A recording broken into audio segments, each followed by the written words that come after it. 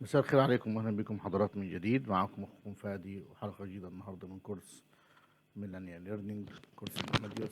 بس هناخد سؤال النهارده هنجاوب عليه، لسه يدوب من 38 دقيقه، من حوالي ساعه يعني.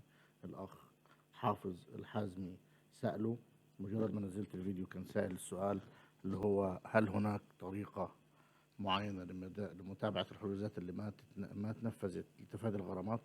يعني هو بيسأل لو في طريقة معينة ان انا عامل حيز وعلى التايم ليميت وسايبه، هل في طريقة معينة ان انا اتابع بيها حجوزاتي او اشوف حجوزاتي عشان ما يجيليش ديبت؟ هم اكتر من طريقة يا فندم، مش طريقة واحدة. افضلهم هنقولهم طريقتين، او لو تاخدها طريقة واحدة هي الافضل، هتطلع في الاخر افضل شيء. تمام. اول حاجة انا عندي اول حاجة اللي هي الطريقة العادية، ان انا كل يوم بفتح الكيو بتاعي وبشيك. تمام. ان انا بشيك الكيو بتاعي عادي. هنجيب اماديوس كده يا شباب. بفتح الكيو بتاعي مثلا هنا،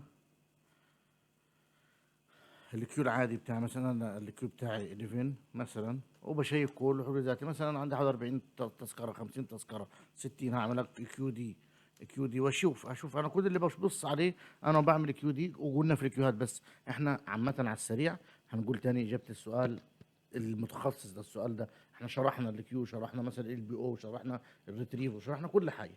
بس كل حاجه وليها حاجه، انا بشرح تاني الحاجه دي عشان استخدامها في ايه بالظبط. اهو جه استخدامها، او ردا على السؤال، استخدامها في كده. الكيو استخدامه في ايه؟ كل يوم قلنا بنشيك الكيوات بتاعتنا، هو اللي هو الدرج بتاعنا او المحفظه بتاعتنا او محفظه الحجوزات، او اللي هو دولاب الحجوزات بتاعنا، او الكيو بتاعنا عامه اسمه كيو.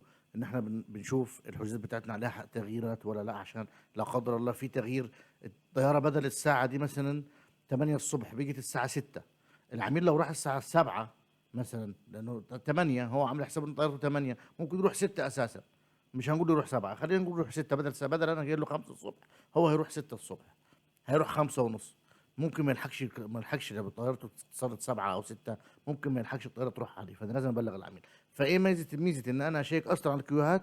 ان انا لو لقيت رحله متغيره عندي اصلا وانا مصدرها، مش بس ان انا لسه مصدرتش، ده انا ممكن مصدرها اصلا ويحصل عليها تايم ليميت تشينج، كانسليشن، unable تو فلاي، بالشكل ده. تمام.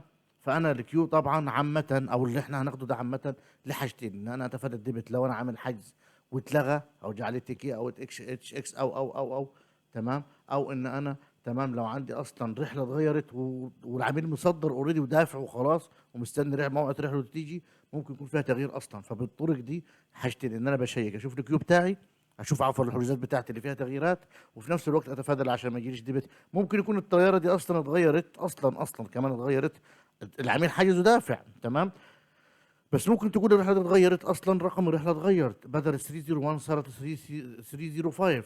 تمام. وعم اتعمل لي اتش اكس الحجز.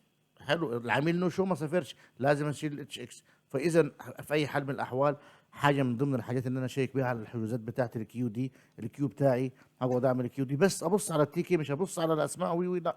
انا ما ببصش حتى على قد الاسماء، انا بشوف السيجمنت بادئ من فين وابص عليه. اتش كي خلاص اطمنت. تمام. لقيت تي كي، ايه اللي بعمله؟ لقيت مثلا لو مثلا دي تي كي مثلا، ايه اللي بعمله؟ بعمل ار اتش اي عشان اشوف الحجوزات القديمه بتاعتي فينها، او ايه اللي حصل لها. برضه بديكوا الحل اهو، ايه اللي هعمله؟ طب انا جيتها كده، انا عايز اشوف اتاخرت ولا اتقدمت، ما انا مش حافظ المواعيد. ما انت مش حافظ الرحلات كلها تدرس الساعه كام. رحلتين ثلاثه اللي عليهم ضغط عليك بتحفظهم بس، لكن مش تحفظ ال 3000 و 4000 رحله في اليوم طايره من فين لفين. لا يعني المواعيد ما بتتحفظش. فانت مثلا لقيتها دي 8، ممكن تلاقيها بعد كده لما تفتح ار اتش اي تلاقيها مثلا لا ده كانت 8. عفوا دي 8 دلوقتي، ممكن تكون كانت الساعه 10 الصبح. يبقى كده لازم ابلغ العميل. حتى مثلا لو كانت 6 وبقت 8، كده العميل هيروح بدري ساعتين زياده. فانا ابلغ العميل عشان يروح في ميعاده المظبوط، ما يتاخرش، ولا اللي هو ما يقعدش في المطار ينتظر زياده عن موعده الاساسي. وصلت يا اخوانا؟ طيب دي بالنسبه لايه؟ للكيو. طيب انا عايز اتفادى الديبت، برضو اعمل ايه؟ او انا عايز برضو، عشان انا ممكن بكون بنسى. تمام. فانا ممكن ايه اللي ممكن اعمله؟ ان انا لما اجي اعمل الحجز نفسه، اول حاجه من بدايه من الحجز اعمل الحجز مثلا 20 نوفمبر مثلا. خلينا نقول كايرو برضه عشان مش هلاقي غير كايرو. خلينا مثلا ناخد طيران النيل مثلا. حلو. طيران النيل هعمل حجز باسمي، وليكن ايوب فادي. مستر، انا بقى اثناء بعمل الحجز هقول لك انا هعمل ايه. هقفلت الحجز، العميل خلاص اختار الرحله دي وعايزها، حلو. بس العميل مش هيدفع دلوقتي. العميل بس مجرد خد السعر وحطينا اسمه على السيستم، وهو مش هيدفع دلوقتي. تمام. مش هيدفع. الرحله تتكنسل امتى دي مثلا دي هتتكنسل 26/7 الساعه 9 بالليل. تمام. خلينا نقول تتكنسل 25، ناخد اللي هو ايه، ال ال الافضل يعني الاقرب. تمام. مع ان هو بيقول لك ان هي ال 26 دي لازم تكون مصدرها 26 الساعه 9 بالليل، بعد كده هتتكنسل. المهم انه ايه، زي ما قلنا احنا بناخد بالايه، بالكنسليشن ديو تو نو تيكت، هي دي الاساس اللي نقدر اخد عليها. اما دي التاريخ ده، فاللي هو بيقول لك اللي هو احتمال انك انت تلاقي الحجز بتاعك سوري، لازم تعمل ريكوست التيكت بتاعتك دي عند الوقت ده او قبله. تمام. بعد كده لو ما اتعملش في الوقت ده، هيجي ايه في الوقت ده يروح لغيهولك. ده انت مجرد تنبيه انك انت لازم تاريخ 25 ل 26 لازم تكون عامل الحجز بتاعك يعني متاكد. المهم، معنى من الحته دي، انا دلوقتي عايز اعمل ايه؟ عايز اسيب الحجز ده وانا مطمن، يعني الاطمئنان من عند ربنا طبعا في الاول وفي الاخر، بس انا مطمن انه هيجي كده. انا مديني ايه الحجز 26، خلينا نقول 25 مش 26 الساعه 9 بالليل. طب انا ممكن اعمل ايه؟ هلغي التيكي اوكي اللي انا عاملها اكس اي 4 عادي، الغيها تتلغي. ما انا هحطها بايدي، مش انا حطيت تيكي اوكي. بدل ما هعمل تي كي اوكي هعمل تي كي اكس ال. انا حطيت له اوكي لانه اوكي النهارده خلاص، انا حطيت تيكي اوكي النهارده، انا عملت كونفيرم للتيكت النهارده، عملت لها اوكي. بس لا، انا مش عايز اعملها اوكي. هعمل ايه؟ تي عفوا تي كي اكس ال، يعني كانسل، يعني تيكت كانسل، او تي كي. سيبكم، مش هنقول تيكت عشان لسه ما اتصدرتش وكذا، لا، بس هي المفروض تيكت كانسل اللي هو الريزرفيشن للتيكت، الحجز اللي انا عامله عندي ده كانسله. تمام. امتى كانسله؟ تمام. مثلا هنقول ده تاريخ 26 صح؟ عفوا قلنا 25، خليك عليك هنقول 25 جولاي. الساعة كام كانسل؟ عفوا تاريخ 25/7 الساعة كام كنسل الحجز؟ هنا حاطط لي تاريخ 9 الساعة 9. تمام. هحط له الساعة كام مثلا؟ طبعا احنا عرفنا نقرا من الكرسي بتاع السياحة. تمام. 21 يعني 9. فأنا هخليها امتى؟ خلينا نقول مثلا 21/9 يعني خلينا نقول 20 ونص، 8 ونص، قبل ميعاده بنص ساعة. تمام. تمام. عفوا 17 جولاي سلاش، هحط الساعة 20 ونص، كده 8 ونص، هنضغط انتر. كده انا قلت للسيستم عندي انك انت يوم 25/7 الغي الحجز ده الساعة 8 ونص بالليل. تمام. هنا جاب لي ايه؟ اتش اكس ال 25، خد الاوردر اهو، خد الانتري. طبعا هعمل ريسيف اي ار. حلو، بس انا مش هعمل اي ار، خليه زي ما هو كده عشان احنا هنغير تاني. تمام. طيب انا مش عايز يتكنسل الساعة مش عايز يتكنسل الساعة 9 بالليل يوم 25. تمام. أنا عايزه يوم 25. مش عايزه يستنى ل 9 بالليل، أنا عايزه أفضل وقت يوم 25 يكنسله لي. يعني أنا عايز أفضل وقت يوم 25 يكنسله لي. مثلا هحط له 25 جولاي. إمتى هيكنسل كده؟ أنا ما حددتش وقت، بس مجرد ما أحط له 25 تاريخ الساعة 12 بالظبط اللي هي 000، من غير ما أحط لي الأربع أصفار دول، هتتكنسل التذكرة بتاعتي يوم 25 000. تمام. هنلغي القديم ده اتش اكس اي 4. وكتير من التيكي اللي احنا خدناهم قبل كده اكيد يعني، وكتير من التيكي ان انا اقدر اعمل تيم ليميت. نصيحه عشان انا جالي ديبت بصراحه. تمام. يعني مكسوف اقول جالي ديبت، والله انا بعد 11 سنه، بس سوري انا اسف في الكلمه، بس اللي هو ايه، يعني ديبت من الطيران نفسه مش بايدي ليه. بس هو انا اي نعم انا الغلطان، بس المفروض كان بيسيب لنا فرصه. يعني هو الكويتيه والمصريه بيعملوا كده حاليا، بس الكويتيه ما بتجيبش ديبت. بس يفضل احنا اي حاجز نعمله، تمام، نحط طالما العميل مش هيدفع دلوقتي، نحط الاكس ال بتاعتنا، التيك كيبل اكس ال بتاعته، عشان يتلغي له في وقته وما تدورش عليه، يتلغي اوتوماتيك من السيستم عندك. تمام. هقول لك انا على سبيل المثال، مصر للطيران بالذات تستخدم فيها الانتري ده، وتعمله قبل 24 ساعه كمان. يعني مديك تاريخ 27، حط له تاريخ 25 26. ما تحطش تاريخ 27، لا حط له قبل موعد الرحله ب 24، قبل موعد الالغاء بتاع الحجز اللي بده لك ب 24 ساعه عفوا. تمام. فالمهم احنا هنستخدم البتاع ده. الانتري ده في ايه؟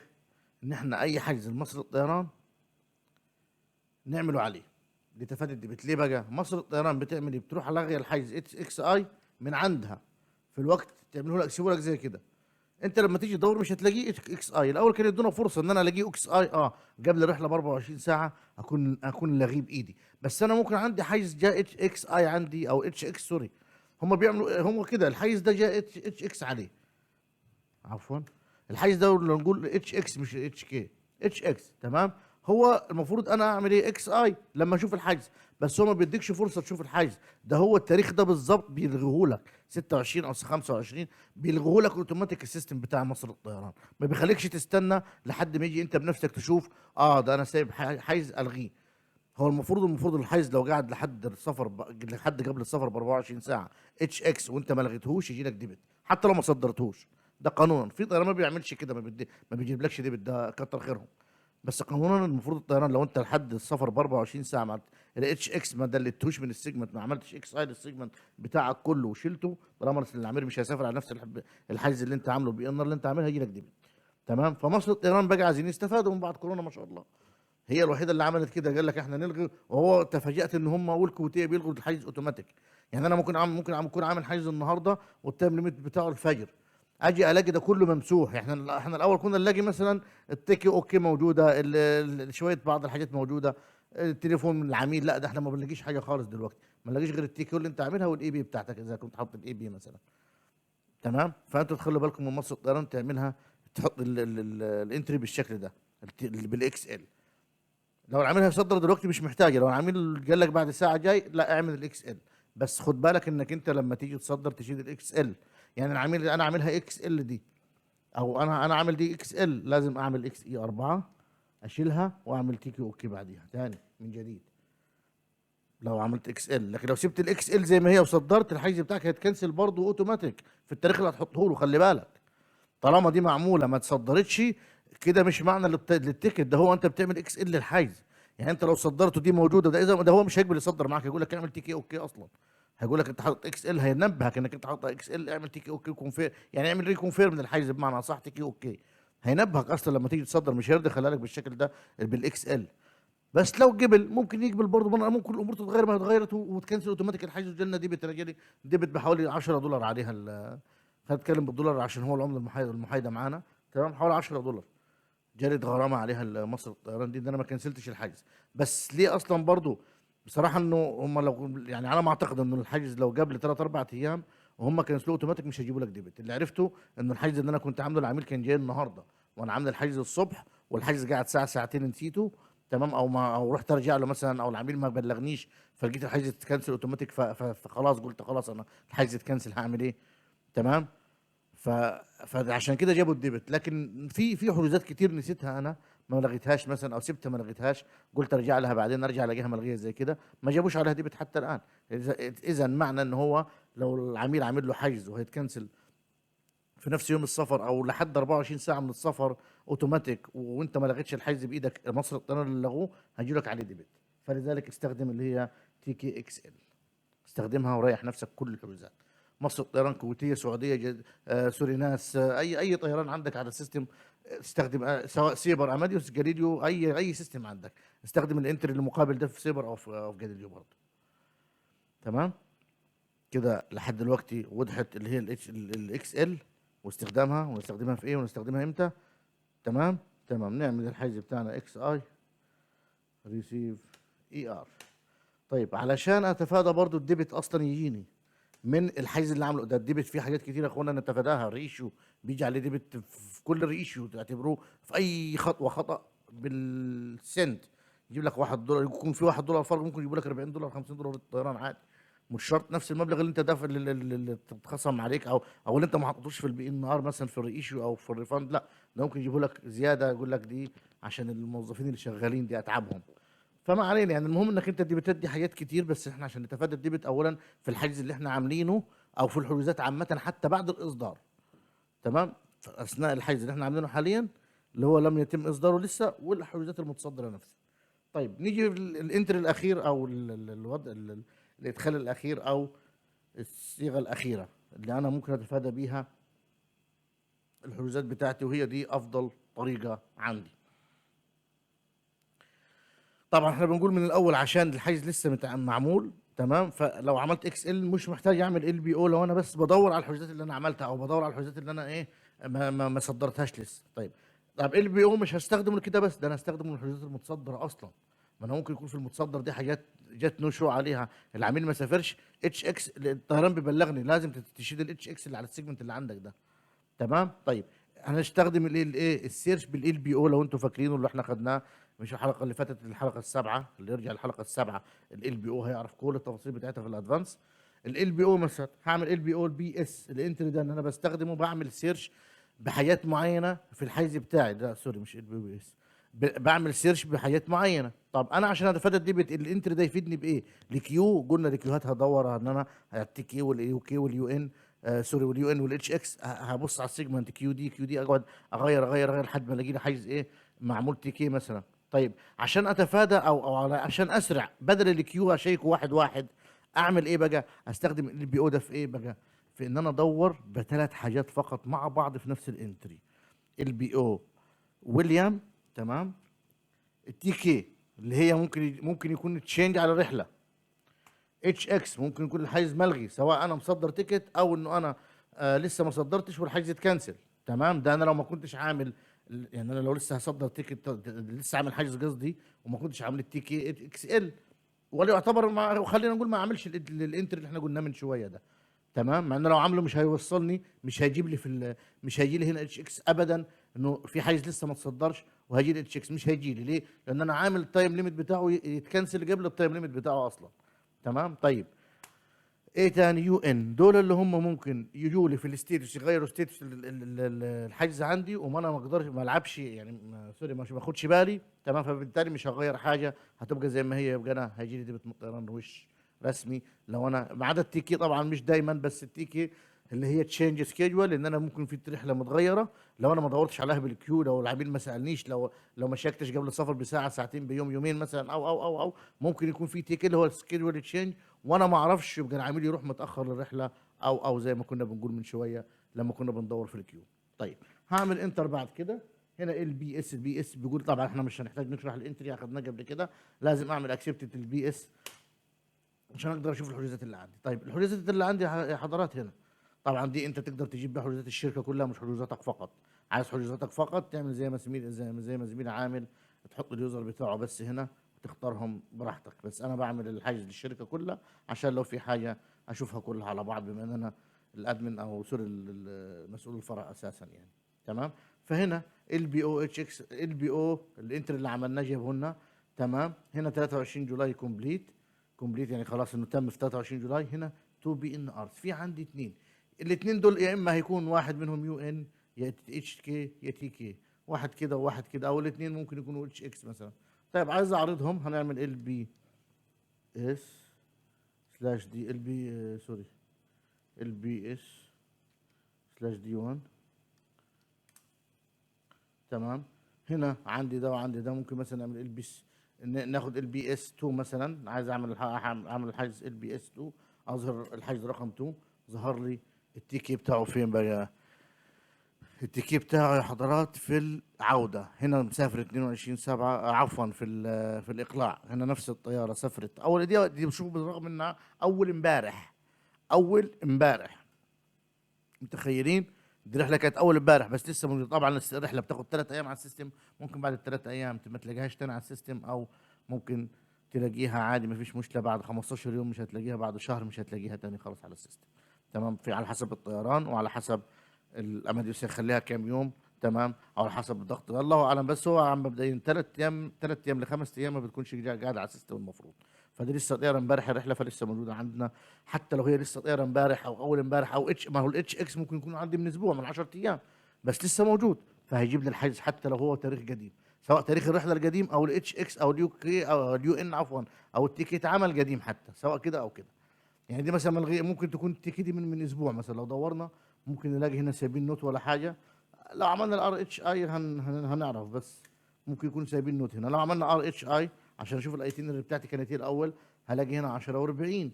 طب هي كانت تطير 6 وتلت توصل 7 45 للرياض، وبعدين من الرياض 10 و40.